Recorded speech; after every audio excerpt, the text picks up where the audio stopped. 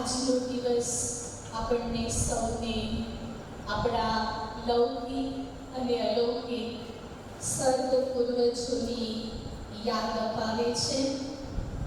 એ પૂર્વજો પ્રત્યે આપણા શુભ સંકલ્પ, આપણા દિલની ભાવનાઓ અને આપણે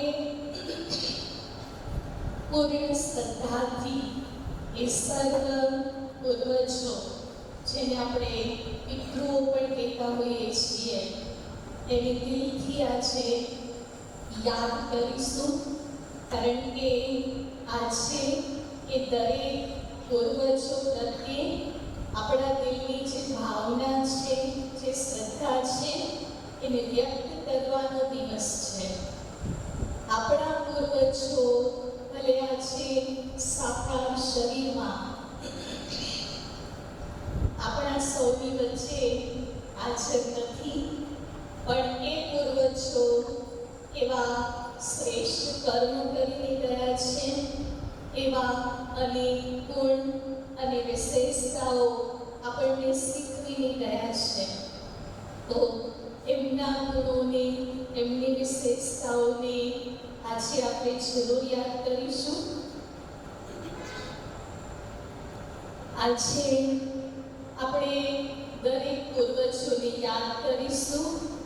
ઘણા પૂર્વજ જે સૂક્ષ્મમાં આપણી સાથે છે અને ઘણા પૂર્વજ કે જે સાકારમાં આપણી વચ્ચે છે. હમણાં જ આપણે આપણા અલૌકિક પૂર્વજો સર્વ દાદીઓનો વિડીયો જોતા હતા. એ બધા દાદીઓ આપણા પૂર્વજ બની અને આપણને શ્રેષ્ઠ પ્રેરણાઓ આપીને ગયા છે અને એમની પ્રેરણાઓને જીવનમાં ધારણ કરી આપણે એમના જેવા બનવાનું લક્ષ્ય લેવાનું છે. શ્રદ્ધાળુ દિવસોમાં જ્યાં નામ જપાયું છે શ્રાદ્ધ, અને એ દિવસોમાં બધા શ્રદ્ધાપૂર્વક પોતપોતાના લૌકિક પરિવારના પિતૃઓ કહો, પૂર્વજો કહો, એ બધાને યાદ કરવા માટેનો આ સમય રાખેલો છે, જેમાં સૌએ આજ સુધી યાદ કર્યા જ હશે અને હજુ પણ આ દિવસો પૂરા થાય ત્યાં સુધી વિશેષ એમના માટે સમય કાઢી યાદ કરીને કંઈ ને કંઈ શુભ ભાવનાઓ આપવા માટેનો પુરુષાર્થ પહોંચાડવા માટેની આંતરિક લગન જરૂર રાખીને આજે અહીંયા પહોંચ્યા છે. એવા સર્વ શ્રાદ્ધના દિવસોમાં શ્રદ્ધા રાખનાર ભાઈ બહેનો તેમજ આજના પ્રોગ્રામનું આવું સુંદર આયોજન કરનાર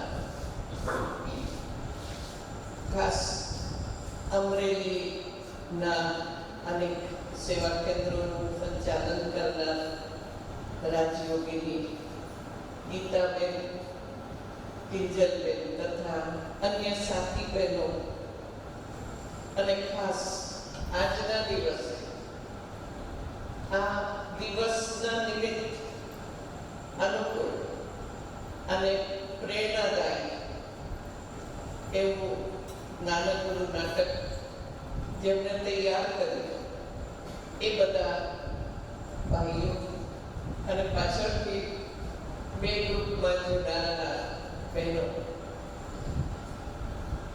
આ સર્વને અભિનંદન આપતા આજના દિવસે આવે સર્વને માટે શુભ ભાવના રાખી અનેક પ્રેરણા મળે એવો કાર્યક્રમ આયોજિત કર્યો છે. આમ તો શરીર છોડીને જનાર વ્યક્તિને યાદ કરવા માટે સમય નથી હોતો, અને યાદ આવે એના માટે આપણે પોતાના ઘરોમાં એક બે ત્રણ પેઢીના ફોટા રાખીએ છીએ કે જે આપણે વચ્ચેથી વિદાય.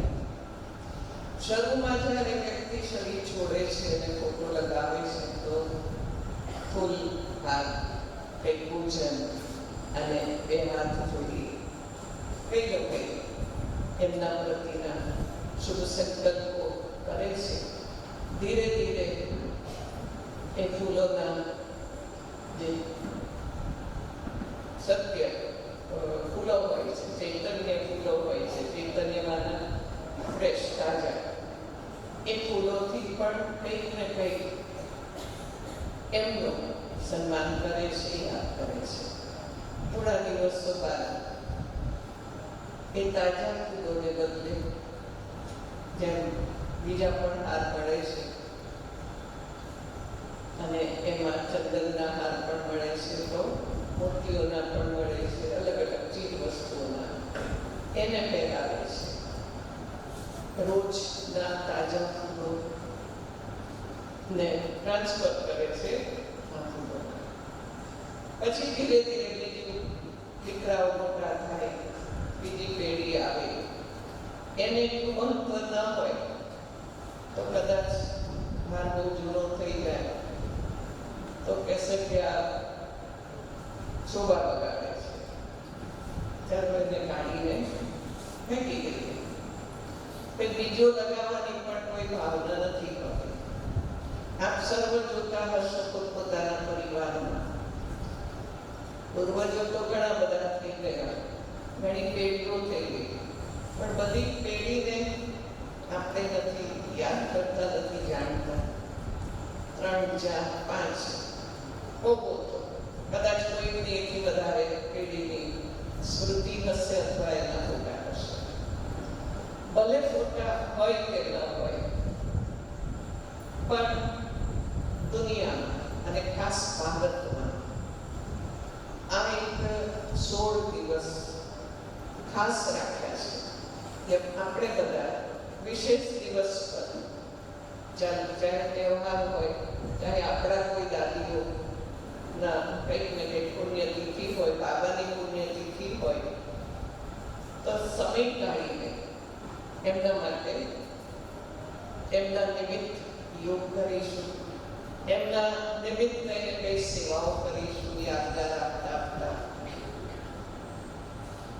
અને એ બધું આપણે જો સમય કાઢીને એ તારીખોમાં કરીએ છીએ, પણ કદાચ જો આ દિવસો રાખવામાં ન આવે તો દુનિયાના લોકો તો ધીરે ધીરે પૂર્વજોને ભૂલી જાય. ભૂલી ન જાય એટલે ખાસ ગણેશ ચતુર્થી પછી અને નવરાત્રિથી પહેલા એ બેની વચ્ચે પૂનમથી અમાસ સુધીના 16 દિવસ રાખ્યા છે. અને દરેકને દિવસો આવે પહેલા યાદ આવે. જે અલૌકિક પરિવારમાં આવતા હશે ને શું યાદ આવે કે ભાઈ ચાલો આ નિમિત્તે બાબાને ત્યાં ભોગ પણ લગાવીશું, જેથી બાબા પણ એ આત્માઓને ઇમર્જ કરે, સકારાત્મક શુભ ભાવનાઓથી એમને સન્માન કરે. એવી આપણી પણ ભાવના હોય અને પોતાની પણ ભાવના એ આત્માઓ પ્રતિ જેને ઓળખીએ છીએ એમના ચહેરા સામે આવશે. નથી ઓળખતા અથવા ઘણી બધી પેઢીઓના જે પૂર્વજ છે એને નથી ઓળખતા તો આપણે ચહેરાથી નહીં યાદ કરીએ, પણ આપણને જ્ઞાન મળ્યું છે કયું કે દરેક આત્મા છે અને એના વિશે શું જ્ઞાન મળ્યું કે અવિનાશી છે. બીજું એ સમજીએ છીએ કે આત્માઓ અહીંયા જ છે, એમનું એડ્રેસ બદલાયું છે, બરાબર ને? શરીરરૂપી વસ્ત્ર બદલાયું છે અને કોઈ પણ સ્થાનમાં આ જ દુનિયામાં કંઈ ને કંઈ પોતાનો મળેલો પાઠ ભજવે છે. એટલું નોલેજ આપણને અહીંયા આવ્યા પછી મળ્યું એટલે આપણે એવી દ્રષ્ટિથી આત્માઓને યાદ કરીશું.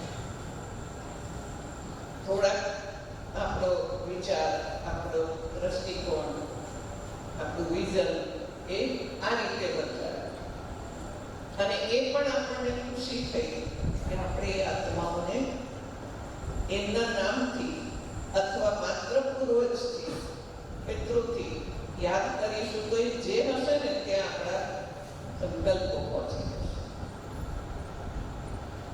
એટલે ખૂબ શ્રદ્ધાથી લૌકિક અને અલૌકિક પરિવારને શરીર છોડીને ગયેલી આત્માઓને આપણે શુભ ભાવનાના વાઇબ્રેશન આપીએ છીએ અને એ જરૂર એમને પહોંચે છે. જે નામથી ને જે કામથી વાઇબ્રેશન આપણે મોકલીએ છીએ ને ખબર નથી ક્યાં છે, પણ વાઇબ્રેશન એની રીતે જરૂર એ આત્મા સુધી પહોંચી જ જાય. એ વિશેષતા છે. એટલે આપણું સૂક્ષ્મમાં એમની સાથે કનેક્શન છે. આજે લૌકિકમાં સામે નથી, પણ સૂક્ષ્મમાં આપણી સાથે કનેક્શન છે, જોડાયેલા છે. અને એ વાતો આજે આ ભક્તિ માર્ગના ઘણા બધા વર્ષોથી આ એક 16 દિવસનો જીલો પાડેલો છે. એ શુભ દિવસ પણ કહેવાય છે, શુભ તહેવાર પણ કહેવાય છે. ભલે આ નામ આપ્યું છે, પણ આજકાલ ઘણા એને શુભ નથી માનતા. આ દિવસોમાં સારા કામ નહીં કરવા એવું પણ માને છે. એટલે આ શુભ દિવસમાં આપણા બધાની ભાવના શુભ છે, શુદ્ધ છે. એટલે આને શું કહીશું કે સંગઠનમાં આખા ભારતમાં અને ભારતમાંથી પણ ગયેલા વિદેશના ભારતવાસીઓ આ વાત યાદ રાખે છે. અને એ લોકો પણ ત્યાં આ જે આપણી સંસ્કૃતિ છે એ પોતે વ્યક્તિગત તો જરૂર માન્ય રાખે છે. એટલે બહુ સારું કામ છે. સૂક્ષ્મ રીતે આપણે આત્માઓને મદદ કરીએ છીએ.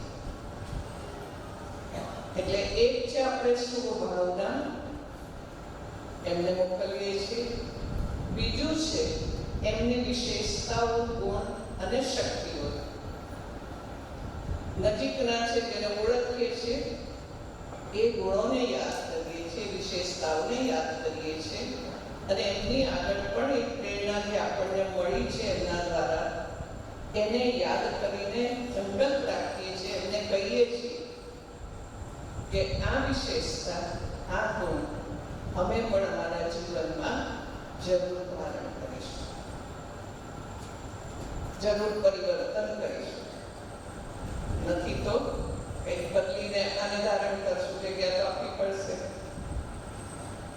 અને જે કર્તવ્ય કર્યા છે એવા કર્તવ્ય કરવા માટેનો શુભ સંકલ્પ લઈ તો બધું શુભ શુભ કરીએ છીએ. અને પ્રતિજ્ઞા જેવો દ્રઢ સંકલ્પ કરીને કહીએ છીએ.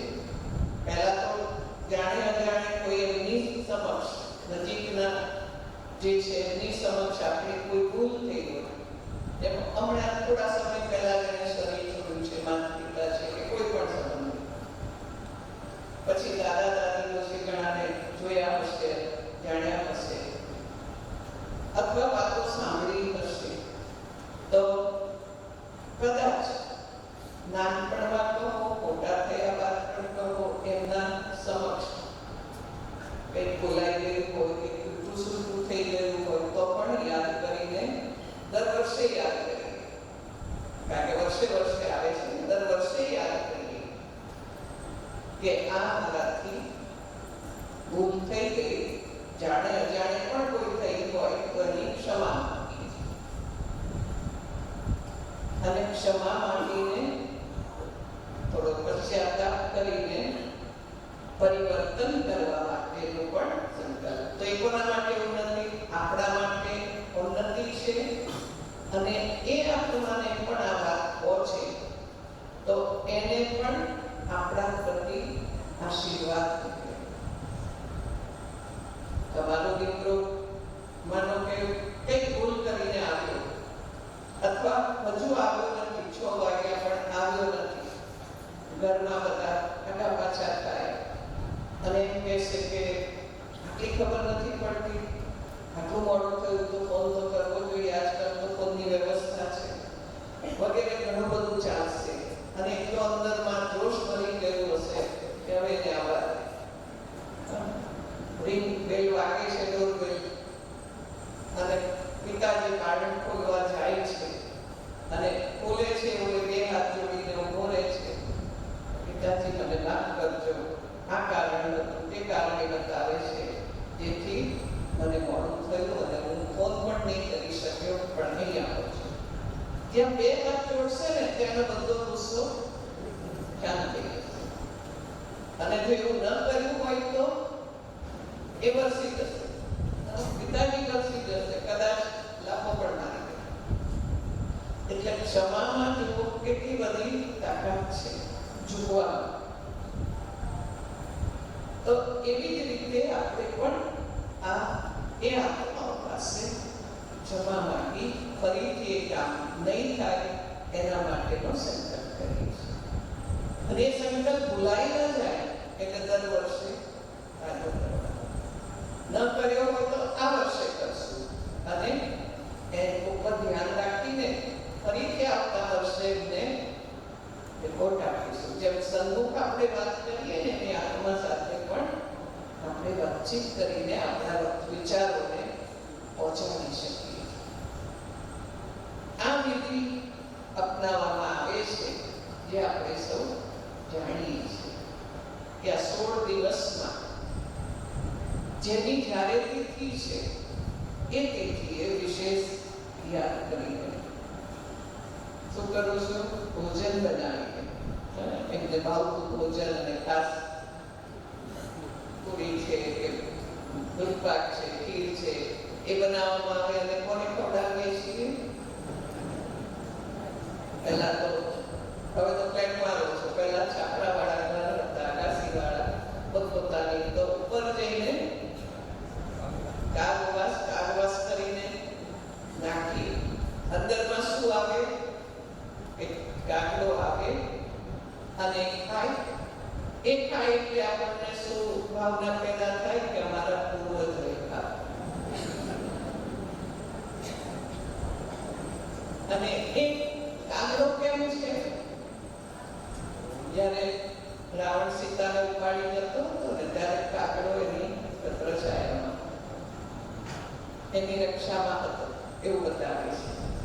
એટલે એ પણ આપણી છત્રછાયામાં રહી આપણી રક્ષા કરે. બીજું ગાયને ખવડાવે છે. ગાય માટે શું ભાવના છે કે એની અંદર 33 દેવતાઓ સમાયેલા છે, 33 કરોડ દેવતામાંના દેવાવાળા. તો એ સમજીને આપણે એવા દાતાઓને આપણે દાન કરીએ છીએ, આપણે ખવડાવીએ છીએ અને ખૂબ પુણ્ય કમાઈએ છીએ. એ ચીજો છે. ત્રીજું, પુત્રને પણ ખવડાવીએ છીએ. પુત્રો એ શું છે?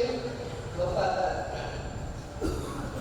તો આપણે સંકલ્પ કરીએ એ વખતે કે જે પોતે પોતાની જાત સાથે વફાદાર રહેશે, સંબંધીઓ સાથે વફાદાર રહેશે, પોતાની પ્રવૃત્તિ જે કરતા હશે, કર્મ કરતા હશે, એમાં વફાદારી રાખીને ચાલશે. આ 3 રીતે આપણે વિધિ ખવડાવવાની કરીએ છીએ ભોજન. અને એવી ભાવના છે ને પહોંચે. એક પૌરાણિક કથા છે કે જેમાં બતાવવામાં આવે છે કે મહાવીર દાનવીર કર્ણ હતો અને એને શરીર છોડીને જ્યારે સ્વર્ગમાં ગયો અને ત્યાં આગળ બધાને ભોજન પીરસવામાં આવ્યું. તો જે બીજા બધા હતા એને પૂરી થાળી જે થાળીમાં હોય ભોજન એ મૂકવામાં આવ્યું. અને કર્ણની થાળીમાં શું મૂક્યું? સોનું મૂક્યું, પછી રત્ન મૂક્યા, ભોજન નહીં મૂક્યું. તો એ શું રત્ન અને સોનાને ખાઈ શકશે?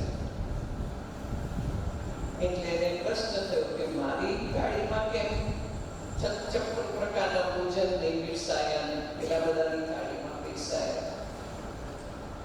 એટલે એ જઈને પૂછે છે કે આવું કેમ?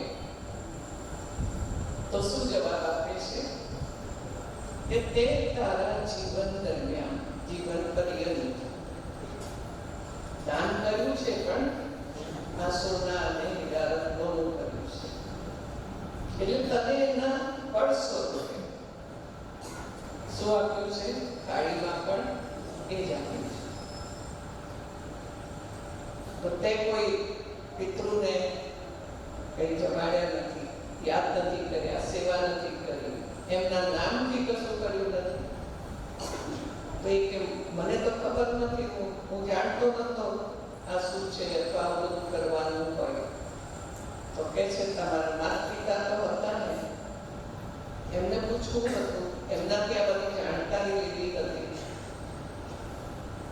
કારણ કે એમના સંસ્કારો એમને જોઈને પણ શીખવાનું હતું.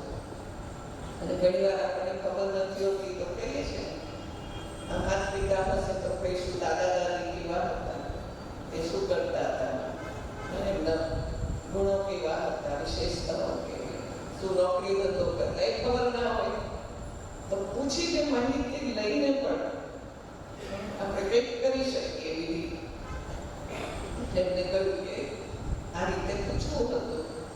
તો પછી એને કે છે હવે હું 16 દિવસ સુધી પૃથ્વી લોક પર છું, અને ત્યાં જઈને આ પૂર્વજો એમની સેવા, એમના નિમિત્ત દાન પુણ્ય કર, બધાને ભોજન ખવડાવ, આ બધું જઈને કર. 16 દિવસે નીચે જઈને પૂછતાછ કરીને, ઓળખીને, જાણીને આ બધું વિધિ કરે છે. આવા શ્રેષ્ઠ કર્મ કરે છે, બીજા શબ્દમાં કહીએ તો. અને જેનું ફળ પછી એને જ્યારે 16 દિવસ બાદ ઉપર જાય છે તો એને એ ઉપર સ્વર્ગ કહેવાય છે. એવું કહેવામાં આવે છે કે સ્વર્ગ લોકમાં ફરીથી એને થાળીમાં બધું જ ભોજન આપવામાં આવે છે, મળે છે. આ કથાથી આપણે શું સમજી શકીએ કે માતા પિતા તો કાયમ પોતાના બાળકો માટે સારું જ વિચારતા હોય, સારું જ કરતા હોય, ઘણો બધો ત્યાગ તપસ્યા પણ કરતા હોય. તો એ માતા પિતા એની પાસે જ્ઞાન છે, એ લોકોને પરંપરા ચાલતું આવે ને એટલે તો એ જ્ઞાન આપણે સમજવું, જાણવું જરૂરી છે. એટલે એ માતા પિતા જે જ્ઞાન આપે છે અને એનાથી સદગતિ એ આપણને ગતિ સદગતિમાં લઈ જાય છે. અને આ એક વિધિ, આ એક સંદેશ આપણને મળે છે કે તમે જેવું કર્મ કરશો એવું ફળ તમને મળશે. એમાં માતા પિતાના આશીર્વાદ કરો અથવા શ્રાપ કરો એ વચ્ચે કોઈ લાવવાની જરૂર નથી, કારણ કે કર્મનું ફળ દરેકને જેવું કર્યું એવું મળે. કદી પણ માતા પિતા બાળકોનું ખોટું ન કરે. એટલે ઘણા કહે છે ને કે અમને પિતૃ દોષ લાગે છે, પિતૃઓ નડે છે. હવે તમે જીવતા જાગતા હતા ત્યારે પિતૃઓ નડતા હતા કે તમને મદદ કરતા હતા? કદાચ તમે ભૂલો કરતા હોય તો પણ તમારા માતા પિતા એને જવા દે અને ભાવના રાખતા કે આમાં સુધારતા, એને માટે પ્રયત્ન કરતા. ભાવ કયો સારો છે? તો જેને જીવન દરમિયાન આ રીતનો કોઈ શ્રાપ અથવા કે કેવાય વિસાઈ ગયા એવું બધું નથી જોયું તો શરીર છોડ્યા પછી એવું કરશે ખરા? વિચાર કરે ન કરે. પણ એ શું છે, આપણને આ કથાની જે વાત છે એ શું સૂચવે છે કે પોતે કરેલા કર્મનું ફળ છે. એટલે શ્રેષ્ઠ કર્મ કરવા એ આપણને પ્રેરણા આપે છે કે સદા શ્રેષ્ઠ કર્મ કરીએ, એમની સેવા કરીએ. આજકાલ તો જોઈએ છે, કળિયુગ ચાલે છે, તો માતા પિતાની સેવા કોઈને કરવી ગમતી નથી. આજકાલ શું બધા કે જોઈએ છે ને, સમાજમાં શું હોય છે, દુનિયામાં શું હોય છે. અમે સ્વતંત્ર રહીએ, જુદા થઈ જઈએ. પ્રશ્ન થાય, કોણ રાખશે માતા પિતાને? તો બહુ તો 4 છોકરા હશે તો કહેશે મારા પતિ 4 ને ત્યારે મહિનો રહે કે 3 મહિના રહે, વર્ષમાં વહેંચાઈ જાય. અથવા કશું જ ન હોય, કોઈ ના રાખવા તૈયાર હોય તો વૃદ્ધાશ્રમમાં. ઘણી વાર સાંભળવામાં આવે છે, જોવામાં આવે છે કે માતા પિતાની શું હાલત હોય છે. નથી રહેવા મળતું, નથી જમવા મળતું, અને દીકરાઓ જઈને વિદેશમાં બેસે. અહીંયા શું થઈ રહ્યું છે કોઈ જાણકારી અને કોઈ જાણવા પ્રયત્ન નહીં. ઘણા તો ત્યાં સુધી સાંભળ્યું છે કે માતાને છોડવાઈ બધું એના નામે કરાવીને કે તારે મારી સાથે વિદેશ આવવાનું છે. એરપોર્ટ સુધી લઈ જાય, ત્યાં કહેશે તો અહીંયા બેસ, હમણાં આવું છું, અને પછી એક પ્લેન વાવી ગઈ. હવે માતા કેટલી રાહ જોવે, શું કરતી હશે, વિચાર. એટલું દુઃખ થતું હશે. કઈ રીતે જીવન જીવશે, કોની સાથે જીવશે? જીવન જીવવા માટે ધન જોઈશે, ક્યાંથી લાવશે? કેટલા બધા પ્રશ્નો. હવે આવામાં પિતાના અંદરથી આશીર્વાદ નીકળશે. ભલે શ્રાપ નહીં કાઢે, નહીં અંદરથી ઈચ્છે ના, પણ છતાં ઊંડે અંદરમાં હોય. બોલે નહીં એ પણ ચાલ માની, પણ અંદરથી તો એની આંતરણી કેટલી બધી પકડશે. એટલે સેવા એ શું છે? દુઆ જમા કરવાનું. આજે બાબાએ હોલીમાં કહ્યું છે, સેવાથી દુઆઓ મળે છે. જેમ બાબાએ આજે કહ્યું,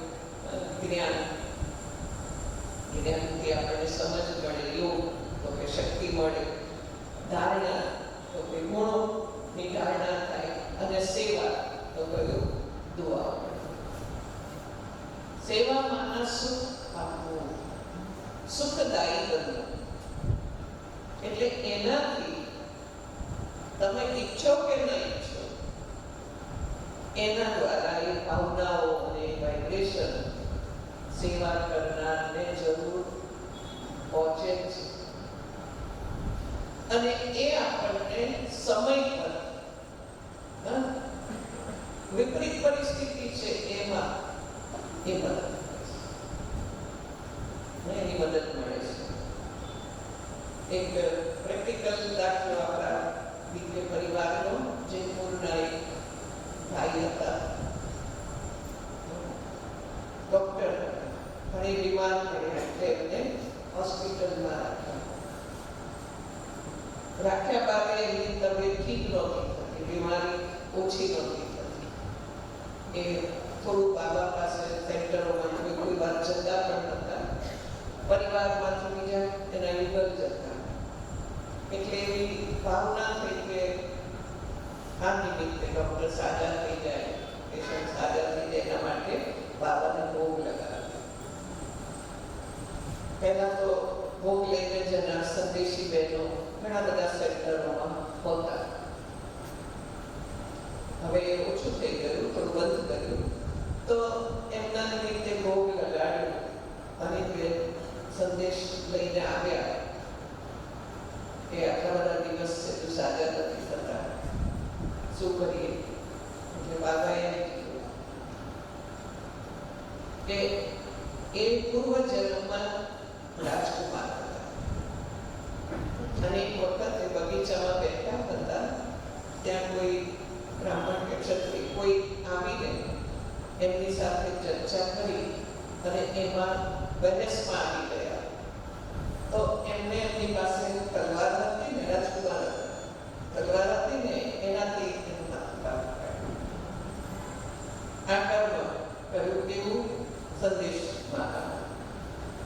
હવે શું કરવું એ પણ બાબાએ કહ્યું કે તમે એને કહો કે આ વિકલ્પ પાપ કર્યું છે, જેને માટે એ દિલથી રોજ ક્ષમા. એને તો યાદ જ ના હોય, બીજો જન્મ થઈ ગયો, પણ આ કહ્યું એટલે એ દ્રશ્યને સામે રાખીને કે જે આત્મા હોય જેને સાથે મેં આમ કર્યું છે એ આત્માથી ખૂબ ખૂબ દિલથી ક્ષમા માફ કરી. એને અઠવાડિયું કર્યું ને, અઠવાડિયું થયું ત્યાં સુધી, ત્યાર પછી તબિયત સુધરવા લાગી. 15 દિવસ થયા અને ડોક્ટરને રજા કે હવે બધે લઈ જાઓ, ઠીક થઈ જશે. આ એક ઉદાહરણ આપ્યું છે. અર્થાત પ્રેક્ટિકલમાં બાબાએ જે વિધિ બતાવી એ વિધિનું ફળ જરૂરિયાતમાંની ક્ષમા પહોંચી હશે એના વિચારો કોઈ પણ કારણસર આ જન્મમાં પણ જ્યાં હશે ત્યાં સારા થયા હશે. ભલે ઓળખાણ કશું નથી, પણ આવી છે. અને ત્યારે બાબા આપણને શું કહે છે? તમે શું કરો? એક જ પુરુષાર્થ કરો, કશું ના કરી શકો તો કયું? દુઆઓ આપો, દુઆઓ લો. ક્ષમા આપો અને ક્ષમા લો. હવે એમાં આપવું સહેલું છે કે લેવું સહેલું છે? સહેલું કયું કામ છે? બોલો. કેવું સહેલું છે? અર્થાત આપવું સહેલું છે. એમાં ઘણી વાર તકલીફે પડે છે. એ વ્યક્તિ એવી છે કે દરિયાને પગલે તમને વિઘ્નરૂપ બને, તમને દુઃખ આપે, તમારી ગ્લાનિ કરે, આ બધું કરતા હોય તો એને માટે દુઆઓ નીકળશે. પ્રયત્ન કરીએ છીએ, પુરુષાર્થ એ છે. પુરુષાર્થ નીકળતી નથી અંદરથી, પણ આપણે પુરુષાર્થ કરીએ છીએ, એટેન્શન રાખીએ છીએ કે મારે એના માટે એવા કોઈ ખોટા સંકલ્પો નથી કરવા. દરેકની સામે એવી તો કોઈને કોઈ વ્યક્તિઓ હશે કે જેના માટે તમારે મહેનત કરવી પડે, ધ્યાન રાખવું પડે. તમારે એ સંકલ્પોને ધ્યાન રાખીને ચેન્જ કરવા પડે. સ્વાભાવિક રીતે ન અપાય, પણ છતાંય એક પુરુષાર્થ કરનારને પણ ધીરે ધીરે એ આત્મા પ્રત્યેના ભાવ બદલાતા છે. ભલે એની ફ્રીક્વન્સી ઓછી હશે, અસર ઓછી થશે, કારણ કે તમે મહેનતથી સારા સંકલ્પો મોકલવા, એના માટે સારો ભાવ રાખવો નથી રહેતો. કંઈ ખૂબ દુઃખ મળી ગયું છે અને મળ્યું પણ હતું, તેથી આવતી નથી એવી અંદરમાં વાતો. પણ બાબા કહે છે અને શ્રેષ્ઠ કર્મ કરો એટલે આપણે પુરુષાર્થ કરીએ છીએ. પણ એના બદલે જો જે સુખદાયી છે એવી આત્માઓ માટે મહેનત કરવી પડશે. અંદરથી નીકળશે, સારું થયું તો સુખી થશે. કોઈને આપવાની જરૂર નથી, પરંતુ તોય નીકળશે. એટલે એ છે લેવાને પાત્ર. આપણે આપવાની જરૂર નથી, પણ છતાં એને મળતી જાય છે. અર્થાત એની દુઆઓ જમા થાય છે. જે કે બાબા કે જમા કરો, સ્ટોક જમા કરો. કેમ? આવનાર સમય ભયાનક હશે. આપણે સૌ જાણીએ છીએ, બાબાએ આપણને વોર્નિંગ આપેલી છે. તમે અત્યારે સ્ટોક જમા કરો. અચાનક ગમે તે પરિસ્થિતિ આવશે, એ વખતે કોણ મદદ કરશે? તો કે તમારી જમા કરેલી ઉંમર એ કામ આવશે. કોઈ એક બદદુઆ પણ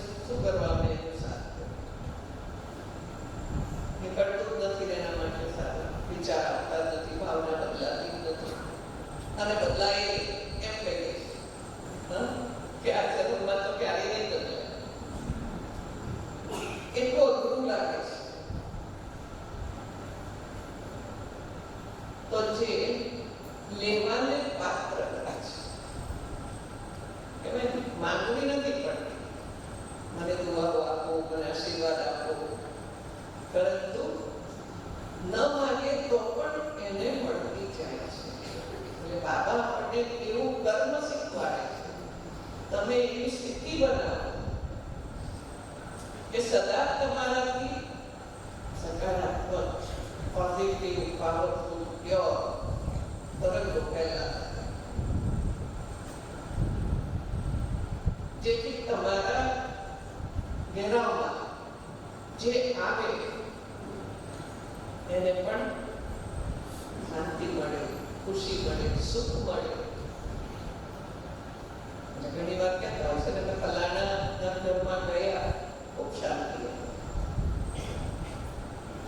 વિદેશમાં એક યુગલ જ્ઞાનમાં ચાલતું અને પોતાનું જે ઘર હતું ત્યાં પણ કંઈ ને કંઈ યોગ પુરુષાર્થ વગેરે તો જરૂર કરે. એમને મકાન બદલીને બીજા મકાનમાં ગયા, એટલે એમાં જેમાં રહેતા હતા ત્યાં બીજા કોઈ ભાડુઆત આવ્યા. એને જેવું મકાન ખોલીને અંદર પ્રવેશ કર્યો, એને ખૂબ શાંતિ લાગી. એ ઓળખતો નતો એ કોણ છે, એટલે એને પૂછ્યું મકાન માલિકને કે અહીંયા પહેલા કોણ રહેતું હતું. એને કેવું આવી રીતે યુગલ હતા અને એ બ્રહ્માકુમારીમાં જતા, મેડિટેશન કરતા, એ રહેતા. તો કે એમનું એડ્રેસ પડશે, એમને ખબર હશે કે એડ્રેસ આપ્યું. એ એડ્રેસ લઈને એ બ્રહ્માકુમારી સેન્ટર યુવા સેવા સામે તમે કોઈને સંદેશ આપો તો ન સ્વીકારે. 10 વાર કહેશો તો નહીં જાય. પણ આ એક એની જે મેડિટેશનથી જે વાઇબ્રેશન ફેલાવ્યા, ત્યાંના વાતાવરણને જે શુદ્ધ અને શક્તિશાળી બનાવ્યું, જેનો આવનારે અનુભવ કર્યો, જેનાથી એને થયું કે જો આ સ્થાન આટલું સરસ હોય તો પોતે કેટલા શક્તિશાળી હશે. અને ક્યાંથી આ મેળવ્યું એ એડ્રેસ લઈને સેન્ટર અને બાબાના બાળકને બાબા કહે છે અંતિમ સેવા એ કઈ હશે? વાચા સેવાનો ટાઈમ નહીં હોય, કોઈ આવી નહીં શકે. અને બાબા તો કે 5 મિનિટમાં કોર્સ કરાવો, 5 મિનિટમાં 7 દિવસનો કોર્સ કઈ રીતે કરાવશું? 7 દિવસ કલાક આપીએ તોય બુદ્ધિમાં નથી સ્વીકાર થતું. ફોટોમાં કોઈને થાય અને આટલા સમયમાં જ્ઞાનને સમજવું.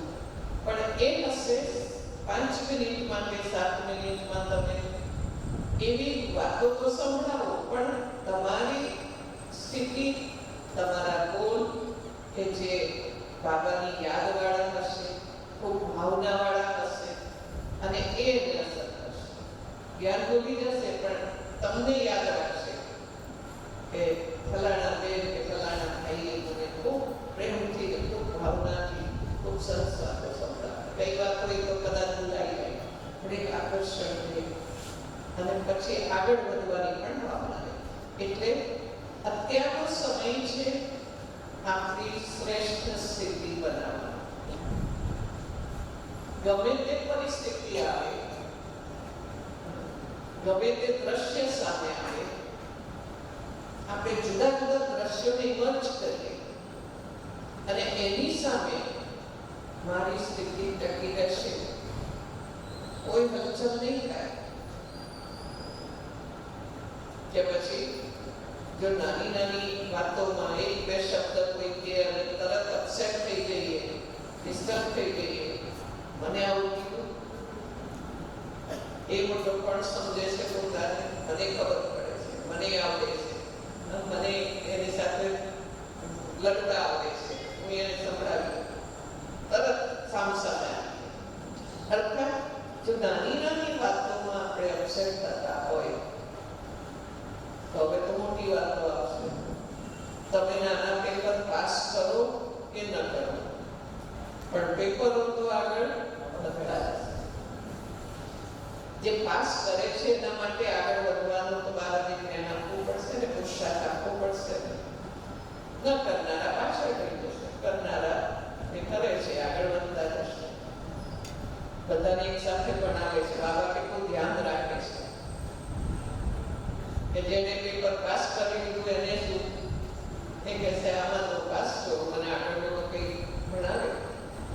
આનાથી મોટા પેપર આવે એની સામે ટકવું, એની તો વાતો કરે, એ સમજાવે. એટલે બાબા બધાને સંતુષ્ટ કરે છે, નવો હોય કે જૂનો હોય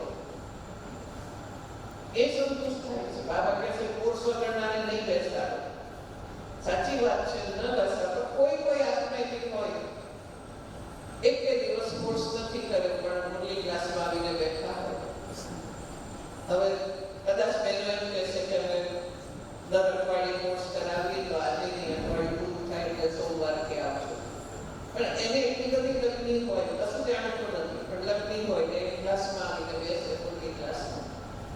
મુરલી સંભળાવનાને એમ થાય કે કદાચ બાબાને કોઈ એવા શબ્દ નીકળે અને એની ભાવના ઊંચી થઈ જશે તો કોર્સે લેવાની.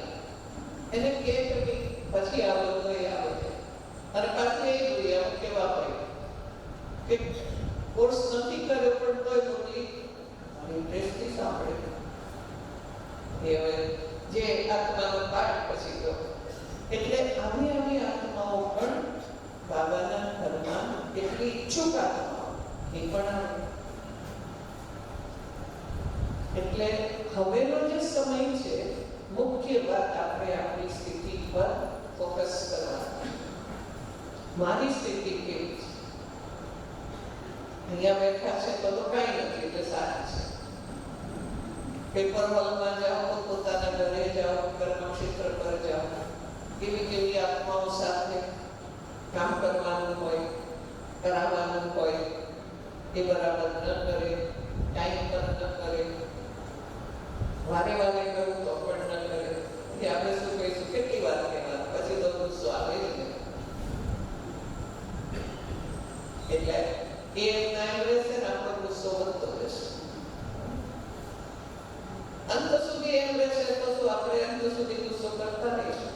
વિચાર એવી બીજી કોઈ પણ કમી નમ્રતા આવશે તો એ તો આમ જ કરવાના છે. એમનો કોઈ પ્લાન નથી કે આપણને સેટ થઈને ચાલે છે. એવો કોઈનો પ્લાન બીજા જ્ઞાનીઓનો નથી હોતો તો અજ્ઞાનીનો તો ક્યાં વાત. જ્ઞાની બાબાના બાળકો ઉપરથી જ્ઞાનને જવા દે, અંદર ના ઉતારે તો શું કરશું? દાદી હંમેશા કહેતા, ઘણા દાદીને ફરિયાદ કરતા પ્રકાશવાળી દાદીને કે દાદી તમે એને કોને કે આમ નહીં આમ કરે સુધરે, તો દાદી એ જવાબ દેતા એને કોઈ ના સુધારી શકે, ભગવાન સુધારશે એમ કહી દેતા. ના તમારું કહ્યું તો એ માનશે, પણ તોય દાદીનો એ જ જવાબ દે. અને બીજું ડ્રામા એનો પાર્ટ નથી તો તમે ગમે તેટલા ઉપર નીચે થશો ને એમનો નથી ચાલે. એટલે આપણે વિચારવું પડે કે મારે શું કરવું. એ આવું ચાલશે, હું આમ જ કરી દઈશ તો સફળ ક્યારે બનીશું? આ બધા વિઘ્નો છે પુરુષાર્થ. બહાર નીકળીએ, રસ્તા પર ચાલીએ એટલે કઈ ને કઈ તો વચ્ચે ઓબ્સ્ટિકલ આવે, વિઘ્નો આવે, તકલીફો આવે, તો એને કોણ સોલ્વ કરશે? આવવાના તો જરૂર છે, કારણ કે આપણે નીકળ્યા છે યાત્રા પર, આપણે નીકળ્યા છે ભણવા માટે, તો પેપર તો આવશે ને. અને બાબા તો એમ કહે છે, બાળકો બાબાને કહે ને, બાબા માયાને કોઈ મારી પાસે ન આવે, મારી પાસે તમે ન મોકલો. કે હું તો નથી મોકલતો, પણ એને મેં ઓર્ડર કર્યો છે. શું ઓર્ડર કર્યો છે? કે જે શ્રીમત પર ન ચાલે એની પાસે જાય. એ બાબાનો ઓર્ડર છે, આજ્ઞાકારી બધી માને છે. તો બાબા એના ઓર્ડરને તો ચેન્જ નહીં કરે ને, એ કશું નથી કરતા. પણ જેમ આપણા થકી બધું કરાવે છે, પેપર પણ બીજા થકી લે છે. એવી આત્માઓની સામે આપણે જજુમીને પણ પોતાના પુરુષાર્થને આગળ વધારીશું. થોડી હિંમત રાખીશું ને બાબાની મદદ, એ મદદની શક્તિથી તમે આગળ વધી શકશો. બાકી તો બાબાને બધું કહેવાનું છે ને આપી દેવાનું છે, અર્થાત આખું સંભાળ એમ કહીએ છે ને, બાબાને સોંપ્યું તો બાબા જાણે, બાબાને જે કરવું એ. જેમ યજ્ઞમાં ડેંગરી પાઠ ચાલે તો બાબાએ કોને સોંપ્યું? શિવ બાબાને. એના બાળકો છે એને ભૂખ્યા રાખવા કે ખવડાવવું એને ચિંતા, મારે ક્યાં ચિંતા કરવાની. બ્રહ્મા બાબા એમ કર્યું. દ્રષ્ટિ બની. આપણે પણ એ જ કામ કરવાનું છે. દ્રષ્ટિઓને હંમેશા શું કહે છે? તમે દ્રષ્ટિ બની જજો, મારું કઈ નથી, જે છે બધું એનું છે. એટલે શું થશે? જાણે તનની તકલીફ આવી. સમજો આપણે બધા બંધનોમાં હોઈએ છીએ ને, તો કોઈને તનનું બંધન છે, તન બીમાર પડે છે,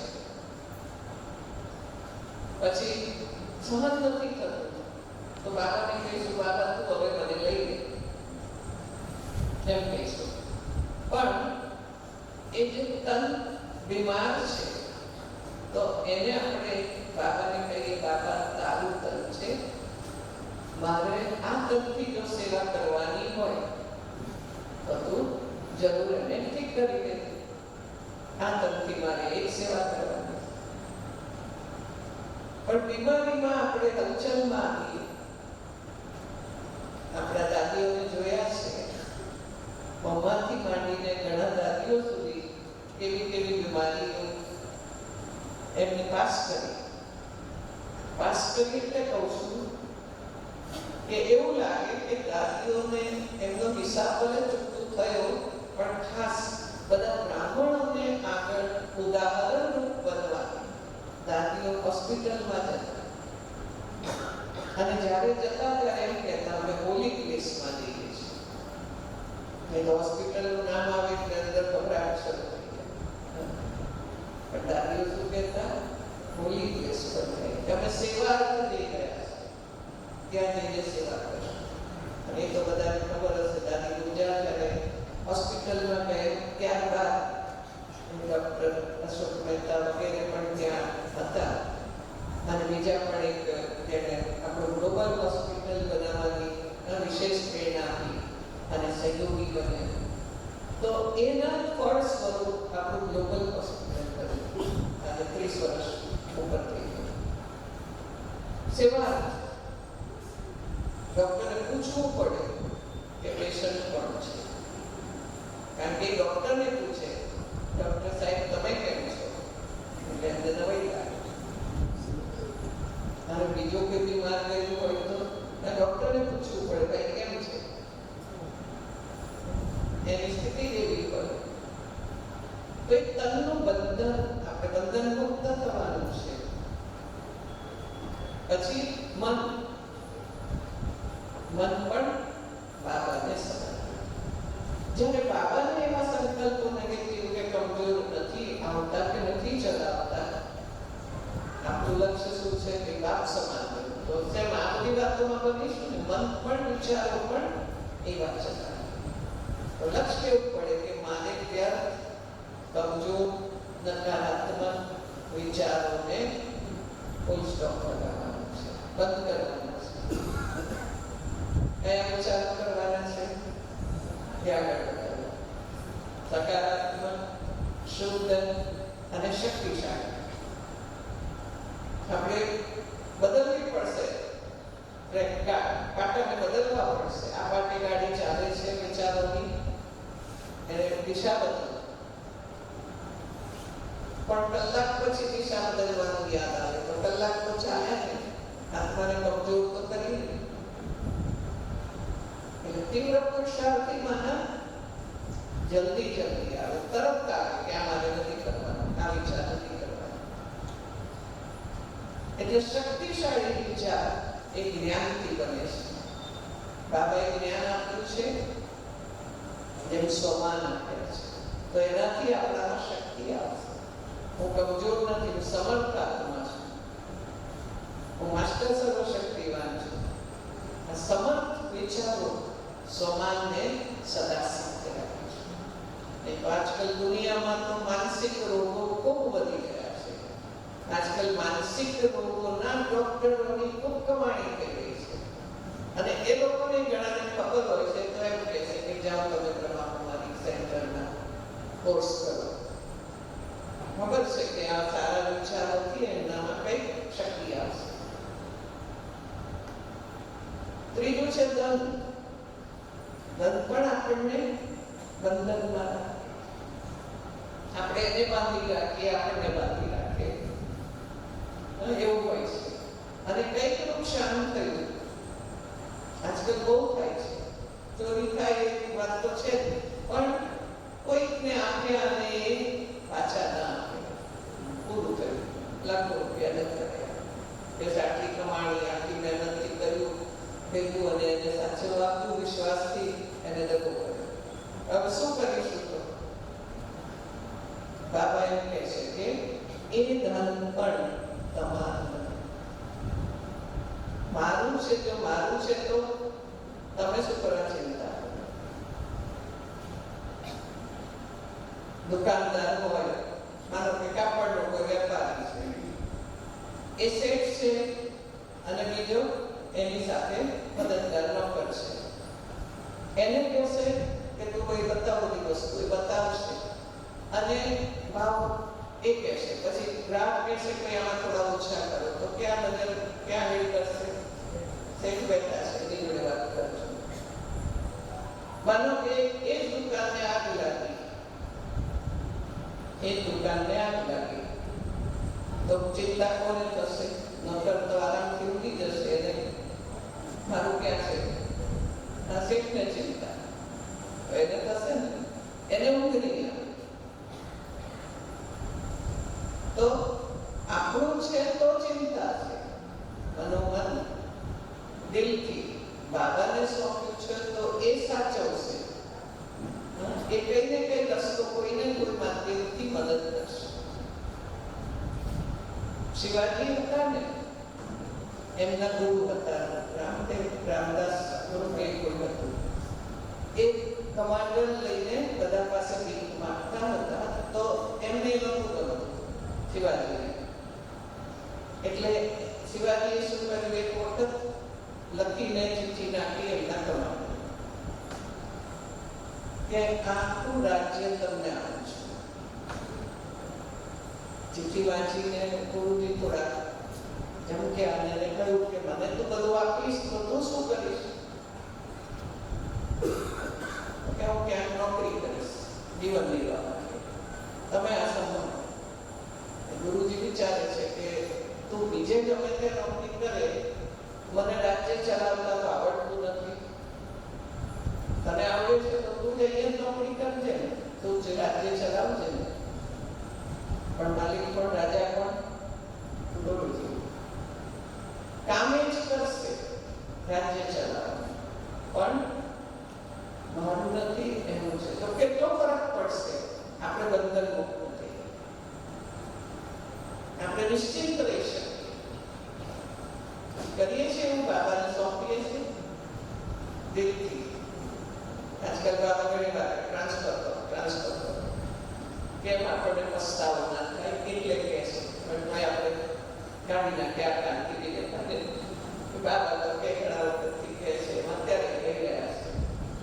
પણ જ્યારે એને ખતમ થતા જોઈશું, વિનાશના સમય, ત્યારે શું થશે? ત્યારે પસ્તાવો થશે.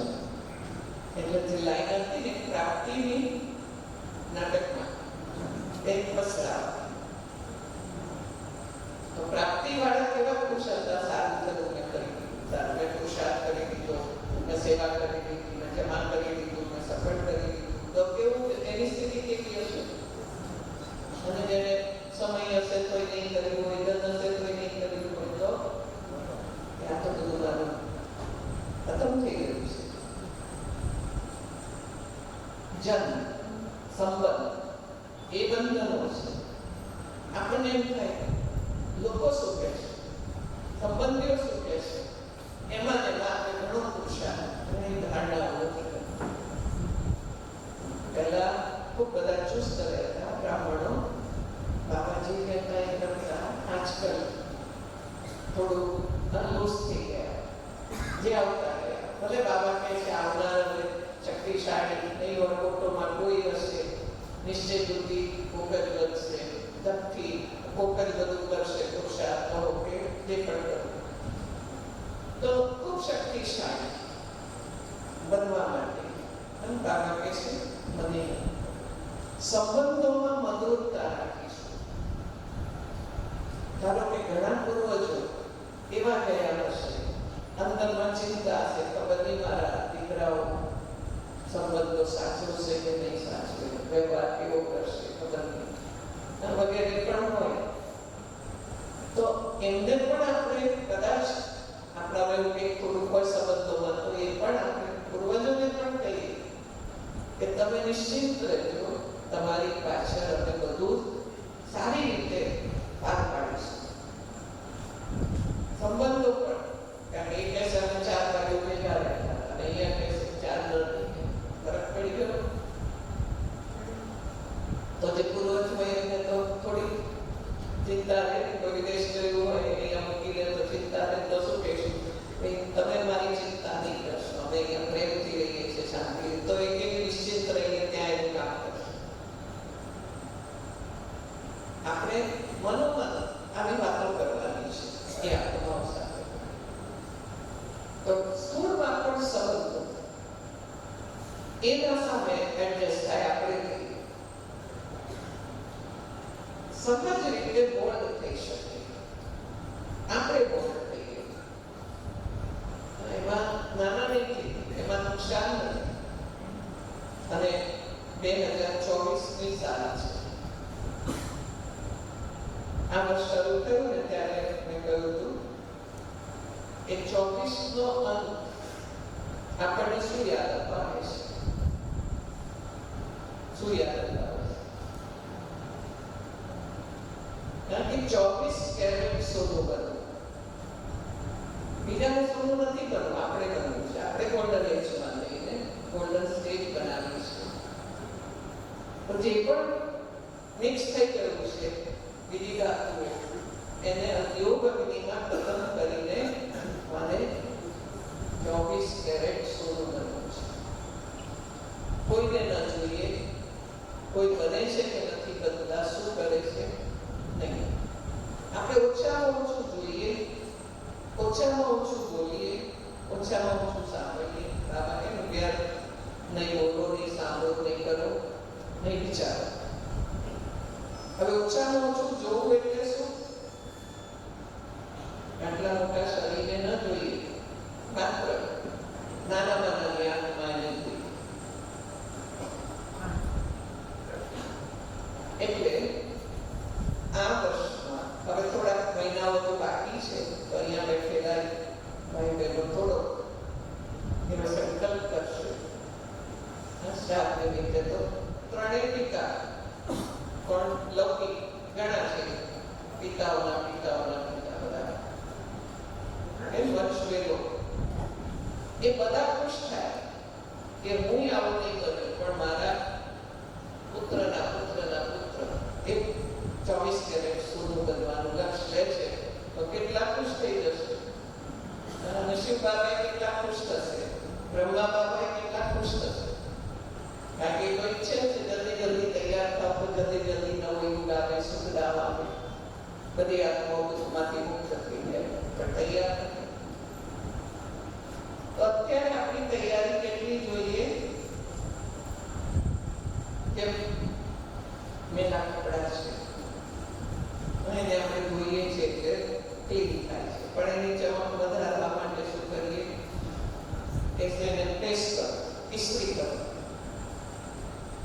ઇસ્ત્રી કરી લીધા પછી જોઈશું કે બરાબર છે કે એમાં કંઈક સડ પડેલું છે, પડેલું છે તો એને કાઢી નાખે, એટલે થોડું પણ સડ ન રહે એ પ્રકારની તૈયારી. મધુવન જઈએ તો 5 દિવસ જવાનું, તો 5 દિવસના કપડા લઈ જઈશું, 5 દિવસની દવા લઈ જઈશું. છેલ્લો દિવસ આવશે તો કહેશે હવે બસ 1 જ દિવસના કપડા ને 1 જ દિવસની દવા બાકી છે. હવે આપણે જવાનું છે તો આપણી તૈયારી છે એવી કે આટલું જ બાકી છે, એટલું છે એટલું ફટાફટ તૈયારી કરી દઈએ. એટલે માત્ર ચમક વધારવાની બાકી છે. સોનું હોય છે એના ઘરેણા બને છે, એમાં ડિઝાઇન કરે છે, પણ પછી માત્ર પોલિશ કરવાની બાકી છે. બધું તૈયાર છે.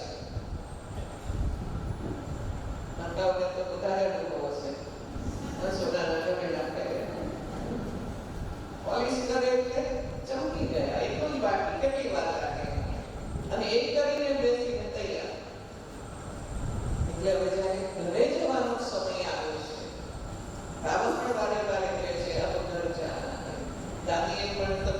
કહ્યું હતું પ્રકાશ મલિદાને, જાના હે ધૂન લગ જાય, ધૂન લાગે જવાની,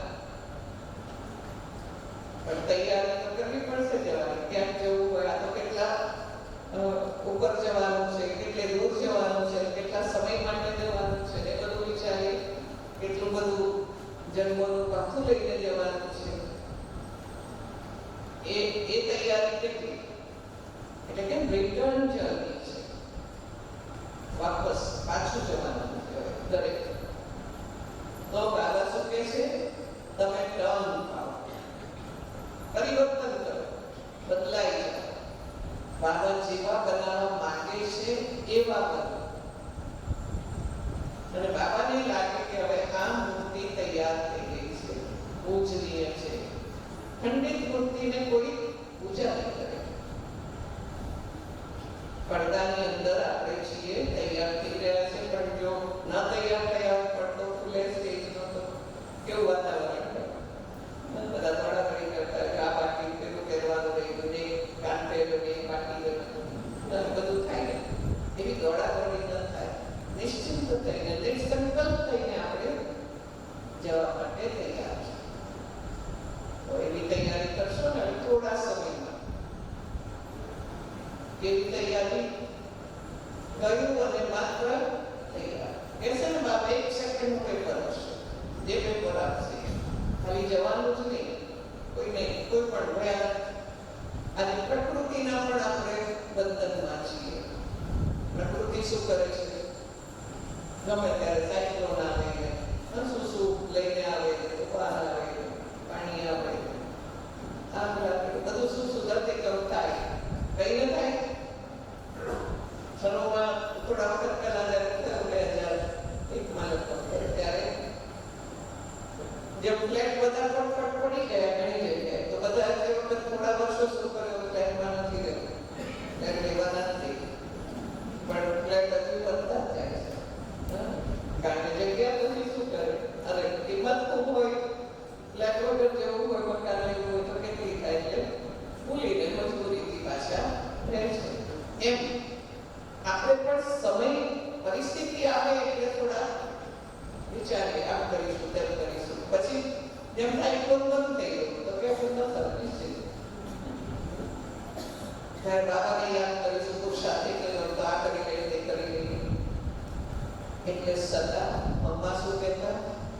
હર ઘડી અંતિમ ઘડી હૈ. એ મમ્માનું સ્લોગન એમને નંબર 1 નથી એમને કીધો. શું સમજીને એનો પુરુષાર્થ કરે, કોઈને નહીં જોયા. અને શું કહ્યું? હર ઘડી અંતિમ ઘડી હૈ. માત્ર બોલતા નહોતા, એ કરતા. અને જ્યારે શરીર છોડ્યું ત્યારે બાબાએ શું કહ્યું? જ્યારે બધાને તો મમ્માને જેમ ગોપાલના લીધી હોય જોડે રહ્યા હતા, એટલે થોડું દુઃખ થયું, કોઈની સ્થિતિ થોડી એવી થઈ. તો તે વખતે બાબા એક જ વાક્ય બોલ્યા કે દેખો મમ્મા મેરે से भी पहले संपूर्ण बन गई. હવે આવું બોલે તો પછી દુઃખ ભૂલાઈ જાય, ખુશી થાય કે મમ્મા સંપૂર્ણ બની ગયા. એમને ગયા તો દુઃખ થતું, પણ આ વાક્ય શું કરશે? શક્તિ કરી દેશે, માનસિક સ્થિતિને બદલી દે. બાબા એવી રીતે કંટ્રોલ કર્યા બધાને. હવે એ વાક્યને આપણે કામમાં લાવીશું, વારે વારે યાદ કરીશું કે હર ઘડી એને જોઈએ છે ને કોણ ક્યારે જતું રહે છે ખબર છે? અચાનક. આજકાલ તો યુવા જે યુથ છે એ પડ્યા, એને એટેક આવી જતા રહ્યા, એક્સિડન્ટ થયો જતા રહ્યા. પછી ને અચાનક ઘરેથી નીકળ્યા હતા તો કોઈને ખબર કે પાછા નહીં આવે. એટલે આજનો સમય એવો ખૂબ ફાસ્ટ જઈ રહ્યો છે. તો આપણે સૌ પણ શું કરીશું? ફાસ્ટ પુરુષાર્થ, ફાસ્ટ દોડવાનું જ નહીં, પણ ફાસ્ટ ગતિ કોની છે? કોની છે? જેને જલ્દી જવું હોય શેમાં જાય? એરોપ્લેનમાં. બરાબર, ઉડવાનું છે. ઉડતી કલા, સદા હલકા. ઉડતી કલામાં ગમે તે થયું સદા હલકા, દોડી શકે.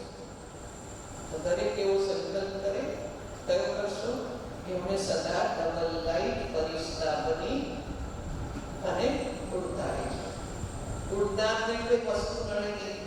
નીચે ચલાવે તો એમ કહ્યું વચ્ચે વચ્ચે પંપ આવે, શું આવે, ખાડો આવે, ટેકરો આવે, બધું આવે. ત્યારે ઉપર ઉડાને કઈ પહાડ નડશે, સાગર નડશે, બધાને પાર કરી દેશે. એટલે કયું સોમાન પાકું કરશો, હું ડબલ લાઈટ ફરિશ્તા છું. મારી આસપાસ ચારો તરફ લાઈટ ફેલાય છે. તો તમે લાઈટ રહેશો અને તમારા સંગમાં આવનાર પણ લાઈટ થઈ જશે. બહુ ચિંતા લઈને આવ્યા છે ને, પણ તમારામાં એ શક્તિ હશે કે તમે એને લાઈટ કરી દેશો. તો પછી એને ઈચ્છા થશે કે ચાલો તો હું કંઈક કરું. એટલે હવે આપણી સેવા ડાયરેક્ટ જ્ઞાન આપીએ છીએ તો છે જ, પણ સાથે સાથે જે સ્થિતિ દ્વારા છે, આટલા બધા પ્રોબ્લેમ છે, આટલા બધા પ્રશ્નો છે, તો એ દાદીઓ કેવા હલકા રહે છે. એમ કે છે ફલાણા બેન કેટલા હલકા રહે છે, ફલાણા ભાઈ કેટલા હલકા રહે છે. આટલી બધી વાતો જાણે છે, પણ સ્થિતિ જુએ છે, આટલી જવાબદારીઓ છે, તો પણ હલકા રહે છે. તો હું પણ હલકો રહું કે હલકી રહું. ટેન્શન ન કરો, બોજ ધારી ન કરો, નવા વિકર્મ ન કરો. ધ્યાન રાખો કે કોઈ ભૂલ ન થાય, કોઈ શ્રીમદ વિરુદ્ધ કર્મ ન થાય, તો જમાનું ખાતું વધશે. નહીં તો કરીએ જમા થોડું અને વાપરીએ ઘણું બધું, તો દેવાદારની કેવી સ્થિતિ હોય, ચિંતિત હોય, બોજ ભારી એટલે મારા માથે આટલો બોજ છે એમ કહેશો. તો હવે આપણા માથે બોજ છે કે તાજ છે? શું છે? બોજ છે કે તાજ છે? એક છે કે બે? કેટલા તાજ છે? બે તાજ છે. એક લાઈટનો છે ને બીજો જવાબદારી. હલકાઈ દેવાનું છે અને લૌકિકની જવાબદારી અને અલૌકિકની જવાબદારી બેને પણ નિભાવવાની. એવા શક્તિશાળી બની અને આજે પૂર્વજોને પણ ખૂબ પ્રેમથી મળીને એમને જે કેવું હોય, જે વાતચીત કરવી હોય, એમને નિશ્ચિત કરવા હોય અને તમે નિશ્ચિત રહો અને તમે પણ એમને પ્રેરણા આપો. અને એક સંકલ્પ કરજો કે જ્યાં હોય ત્યાં બાબાને ઘરમાં પહોંચે. બરાબર? આપણે બાબાના ઘરમાં છીએ તો આપણે કઈ ઈચ્છા બધાની સેવા કરીએ છીએ, તો આપણે આપણા પૂર્વજો જે થઈ ગયા જ્યાં હશે ત્યાં એ બાબાના ઘરમાં પહોંચીને બાબાને ઓળખે, બાબાના બને. એવું થાય છે, યાદ આવે છે? એમનું ત્યાં થાય. વિચારો કેટલા પૂર્વજ હશે બધાના. આપણી કેટલી પેઢી થઈ, જન્મો કેટલા થયા, એટલા પણ આપણા માતા પિતા અને આપણે એટલા બધા જન્મ, તો આપણા સંબંધો કેટલા સાથે હોય.